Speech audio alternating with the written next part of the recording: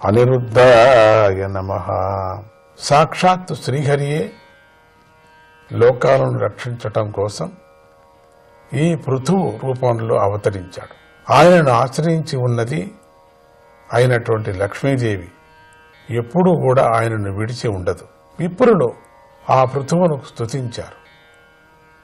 గంధర్వులలో ఉత్తములైన తుంబురుడు మొదలైన వారు గానం చేశారు. సిద్ధులు పూలవానలు కురిపించారు. అప్సరసలు నాట్యం చేశారు. ఆకాశంలో శంఖాలు, తూర్యాలు, మద్దెళ్ళు, దుందుబులు మొదలైన వాద్యములు మ్రోగాయి. అక్కడికి దేవతలు, మహర్షులు, పితృదేవతలు అందరూ గుంపులు గుంపులుగా వచ్చారు. జగత్పిత అయినటువంటి బ్రహ్మదేవుడు అక్కడికి దేవతలతోనూ లోకపాలకులతోనూ కలిసి వచ్చాడు. ఆయన పృథువు కుడి చేతిలో ఉన్న గదాధారి అయిన శ్రీహరి యొక్క చిన్నమైన చక్రాన్ని, పాదాలలో గల పద్మాన్ని చూశాడు. ఎవడి చేతిలో చక్రం యొక్క చిహ్నము ఇతర రేఖలతో తెగిపోకుండా ఉంటుందో అతడు పరమేశ్వరుని అంశంతో జన్మించిన వాడని స్పష్టమవుతుంది. శ్రీహరి లక్ష్మీ సమేతుడై అవతరించాడని సంతోషిస్తూ వేదవేత్తలైన విప్రులు పృథువునకు పట్టాభిషేకం చేయటానికి సిద్ధమయ్యారు. ప్రజలు అన్ని దిక్కుల నుండి అభిషేక ద్రవ్యాలను తీసుకొచ్చారు. నదులు, సముద్రాలు, పర్వతాలు, సర్పాలు, గోవులు, పక్షులు, మృగాలు, స్వర్గలోకము అంటే అక్కడి దేవతలు, భూదేవి, సకల ప్రాణుల బహుమతులను తీసుకుని వచ్చారు. అందరూ కూడా పృథువు చక్కని వస్త్రాలను ధరించాడు. చక్కగా అలంకారం చేసుకుని వెలిగిపోయాడు. మహారాజుగా పట్టాభిషిక్తుడయ్యాడు. ఆయన భార్య అర్చిస్ కూడా చక్కగా అలంకరించుకొని ప్రకాశించింది. ఆమెతో కలిసి పృథువు రెండవ అగ్నిలాగా గొప్పగా ప్రకాశించాడు. ఆ పృథు చక్రవర్తికి కుబేరుడు మంచి బంగారు సింహాసనాన్ని ఇచ్చాడు. వరుణుడు నీటిని స్రవించే చంద్రుడిలాగా ప్రకాశిస్తున్న శ్వేతఛత్రాన్ని బహుమతిగా ఇచ్చాడు. వాయువు వింజామరాలను, ధర్ముడు కీర్తిని వృద్ధి చేసే ఒక మాలను, ఇంద్రుడు గొప్ప కిరీటాన్ని, యముడు శత్రువులను వశం చేసుకునేటువంటి దండాన్ని బహుమతులుగా అందరూ ఇచ్చారు.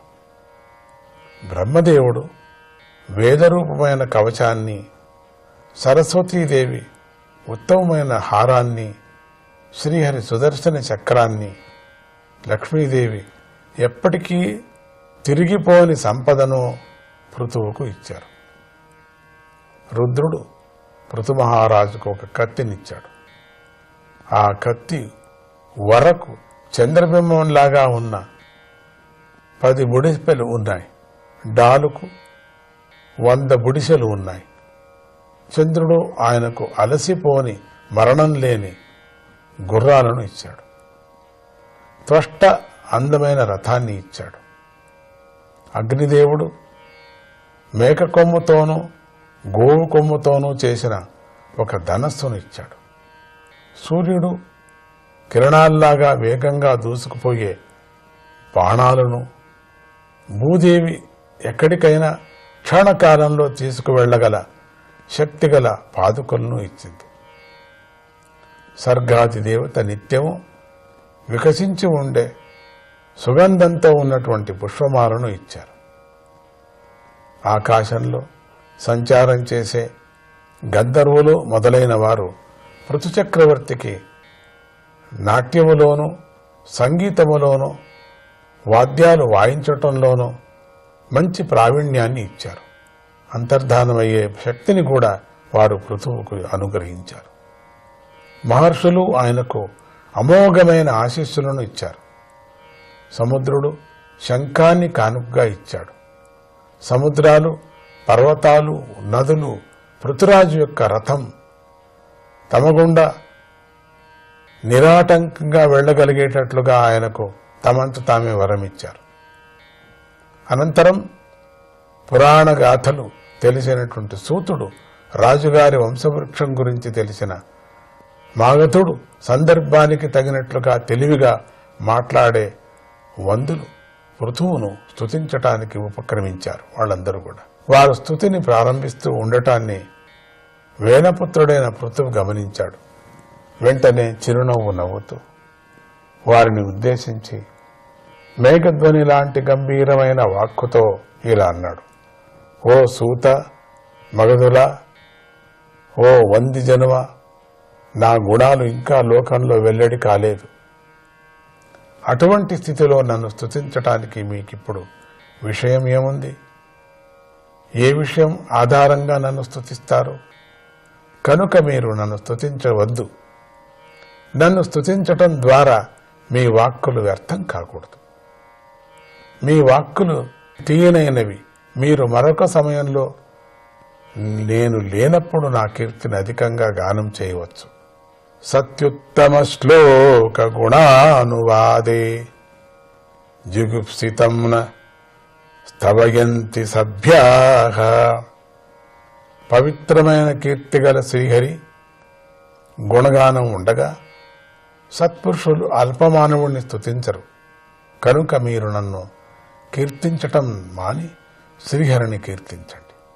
ఒకడు మహాత్మను గుణాలను తనలో సంపాదించుకోవటానికి సమర్థుడే కావచ్చు, కానీ అటువంటి వాడు ఎప్పటికీ ఇంకా తనలో లేని వ్యక్తం కాని గుణాలను కీర్తించే స్తోత్రాలను ఎలా వింటాడు?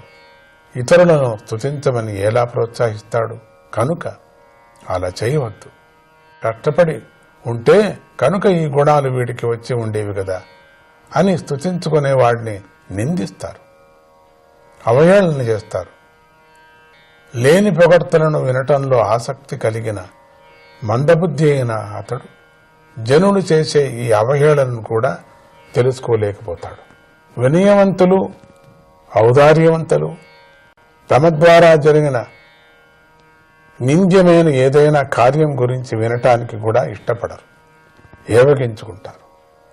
అదేవిధంగా లోక ప్రసిద్ధులైన వారు సమర్థులై ఉన్నా కూడా వారు ఆత్మస్థుతిని వినటానికి ఇష్టపడరు.